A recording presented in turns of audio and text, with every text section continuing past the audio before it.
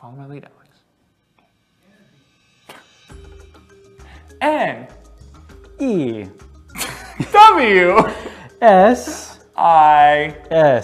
Newwsish spells Newwsish. or arachnophobia, depending on who you ask. Hey, the Grand Alive, this is your weekly Newwsish.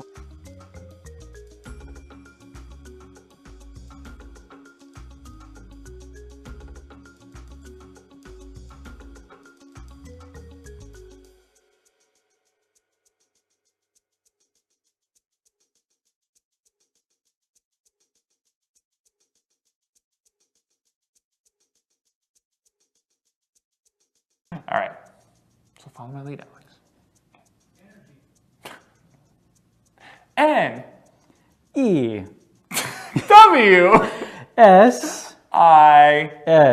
Newwsish spells Newwsish.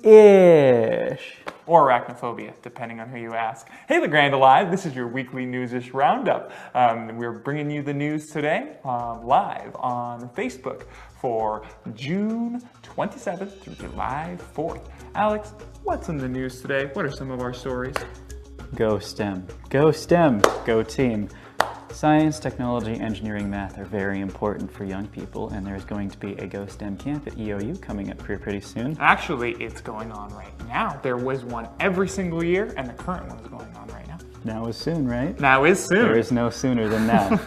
4th of July, next Wednesday. You can't miss it because it's something that's going to happen anyway. It's like time. It's whether or not you, everyone. Yeah, it's going to happen next Wednesday. We've got all the events you need to attend.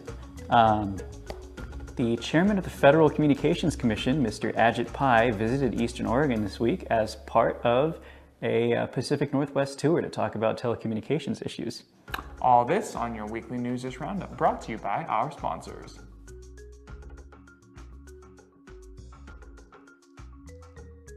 Our first story of the evening, EOU is hosting another year of GhostM. GhostM stands for the Greater Oregon Science, Technology, Engineering, and Mathematics. And every year, EOU hosts a week-long program that focuses on a new and relevant and hip new science, engineering, technology, or mathematics subject. This year, I got the opportunity to go up to EOU and check out what was going on. Now, when I went up there, things were a little bit messy up at Eastern Oregon University. There were printer parts all over the place. People were playing with screwdrivers and soldering irons, and there was just all sorts of things being taken apart and put back together again. This year on the docket was 3D printers. That's right.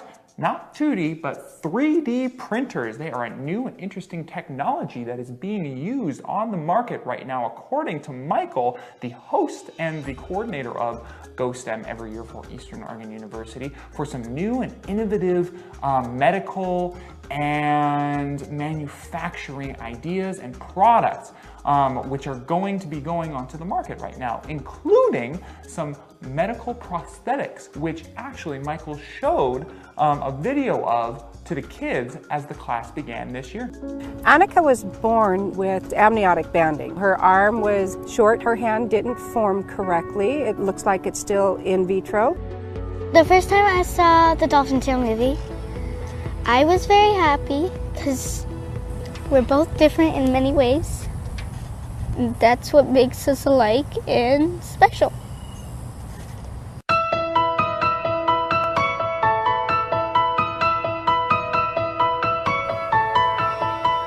When I got to meet Winter, she is adorable. I've always had a thing for dolphins, and she's probably like the top dolphin I've ever seen before.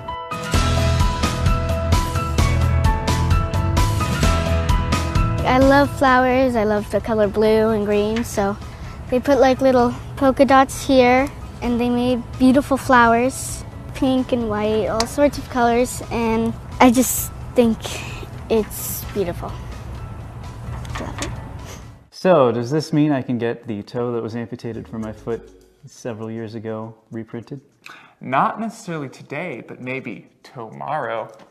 Oh! GhostM this year was about 3D printing, and it was pretty darn cool. I got to witness some 3D printing happening live up at Eastern Oregon University. But it wasn't just about teaching kids the technology. Michael actually really sees this as the future of our society, and he says that teaching kids the skills that are necessary for working with 3D printers and other science, engineering, technology, and mathematics is essential to building a workforce that is going to design the products of the future. These kids, and I was talking to a colleague yesterday about this, these kids can learn everything I know. They can acquire, because of their persistence, because of their interests, their intellects, they can learn anything. And so I want to give them confidence that they can learn anything. They can use tools like soldering irons and microprocessors and computers and electronics boards and plug things in and debug some problem or whatever. They can have confidence that they can learn stuff. But learning it in context, learning it for a reason, makes a big difference to students. So my passion is to say, here's the reason why we're learning it, and so here's what you need to know to be able to solve that problem. Michael also said that giving kids these kind of electrical and technological skills really ups their confidence for being able to learn new skills and new technologies as they continue to mature as students. I often tell people we're an extension cord away from the Paleolithic. We depend upon electricity. We depend upon black box devices that control our lives, and yet we have no idea what goes on inside of those. There's just very few people who do. And the other thing is that we are also controlled by hydraulics, pneumatics, and all these other systems, and yet we treat them like if they go down, we either throw them away or find some solution, other solution. So it seems to me that where our future is to have more folks interested, knowledgeable about how these kinds of things work so that they can design the next century machines and computers and all those kinds of things we'll ultimately end up using. So, Alex, if someone is maybe interested in learning just a little bit more about GhostM, where can they go? They can go to www.go-stem.org. That's right, www.go-stem.org. And who knows what they're going to be doing next year. Maybe a replacement toe. Maybe a replacement toe. Holding out hope. This story was brought to you by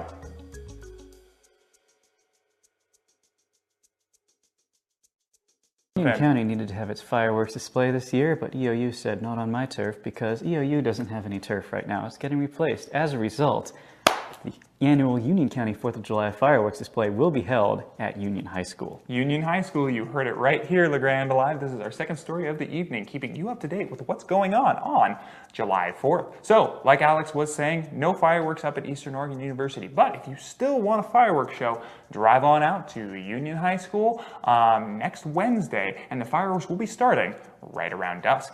But that's not the only thing going on 4th of July, is it, Alex? No, there are several other wonderful things you can do that day with your family. There are, including Freedom Fest at Mountain Valley Therapy and Fitness. Now, Freedom Fest is a get-together all oriented around 4th of July. There's going to be games, there's going to be food, there's going to be vendors, there's just going to be a general fun having. Now, where and when is this happening, Alex? This is going to be at Mountain Valley Therapy from noon to 5 p.m. Noon to 5 p.m. You heard it right. So, if you're looking for something to do 4th of July afternoon, head on down, dude, to Mountain Valley Physical Therapy and Fitness. What are some of the other events that are going on 4th of July, Alex? Well, also in Union, Buffalo Peak Golf Course is going to be having an all-day tea time event. Yep. From 10 a.m. to 7 p.m., you will be able to go visit the Union County Museum. It'll be open all day. That's also in the city of Union. Along with that, on that side of the valley, Imbler's annual 4th of July parade will go at 12 p.m. afterwards, followed by a barbecue for the community. And then at 7 p.m. there's going to be a get-together at the Union Catherine Creek Event Center. They'll have games, vendors, and live music. So there's a lot going on 4th of July, LeGrand. You have no excuse at all to not go and do something or sit in your house and play video games. It's just, you can't do it. You have to get out and go do something. Yeah, and it's a great time to discover all the wonderful things to do in Union, Oregon. That it is. This story was brought to you by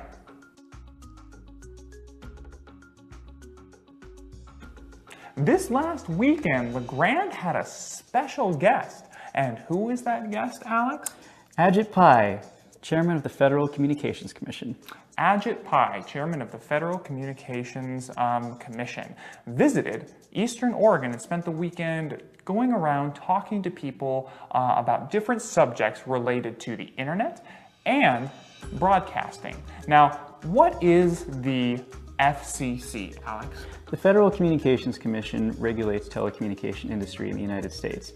Phone, internet, radio, television, the FCC does all of that. Now, how does the FCC touch us as individuals who live here in Eastern Oregon? Well, the FCC approves permits for over-the-air broadcast and including TV and radio. So if you turn on your television or your radio and you get both signals through an antenna, the FCC had to approve all of that.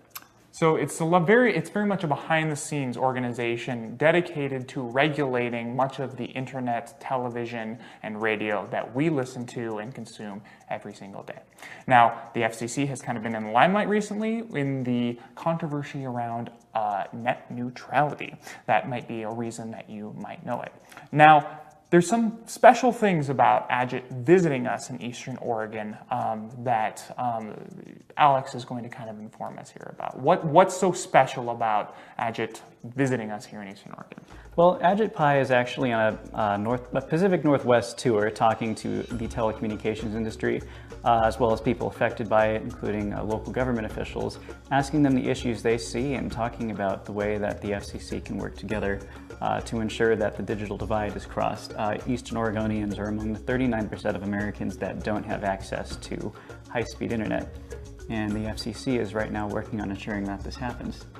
Yeah, so there is many people in Eastern Oregon who do not have access to broadband internet, and in the digital age, that is something that does put many at a disadvantage. So Ajit spent the weekend talking to people such as regional medical centers. He also talked to people such as local sheriffs and how the FCC could be more involved with, or not necessarily the FCC, how the FCC could encourage internet usage in the law enforcement area. And he also talked to local political leaders about, again, spreading broadband internet to different areas in Eastern Oregon that are not connected to the net currently. Now, all of this was taken from Greg Walden's weekly newsletter. Greg met with Ajit, and did he spend the week going around with Ajit and talking? Or did he just meet with him once? I do not know. I didn't see their schedule. I know that they were definitely together in Pendleton over the weekend, but I don't know the full extent of how much their schedule was coordinated. Yeah. Now, Alex actually got the opportunity to meet Ajit and to talk to him a little bit about broadcasting. So, tell me, what did you come away with in regards to broadcasting? Well, what I came away with especially was the fact that the FCC really is accessible. I've had a great time at the Blue Mountain Translator District talking to FCC officials going through our permit process. And I never expected the chairman of the FCC to be in Eastern Oregon. So I think this just goes to show how important accessibility is and that it's really a focus for the FCC. Absolutely, absolutely. So, Ajit Pai, if you're interested in more information, you can find an Observer article, I believe, in the most recent Observer. So, this story was brought to you by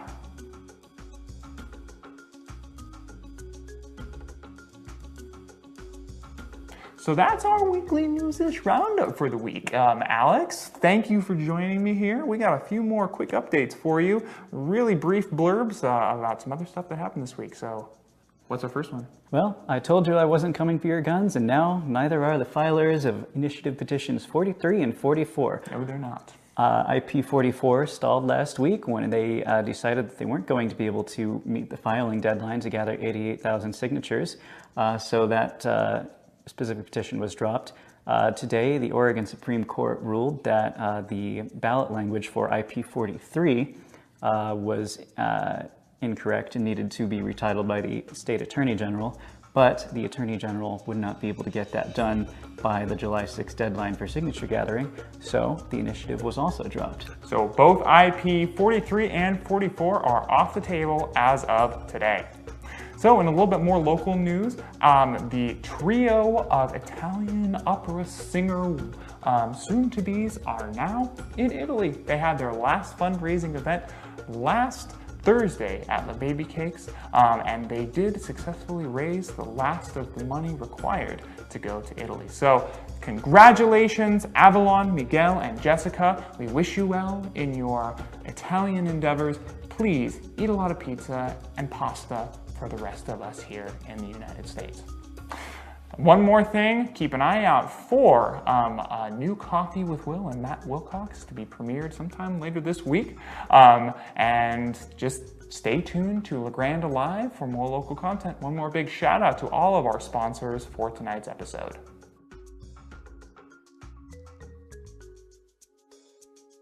We'll see you later, LeGrand Alive. I'm Will Bowman, and I'm Alex McCadden. And we are here bringing you the news for the Newwsish Roundup. We'll see you next week.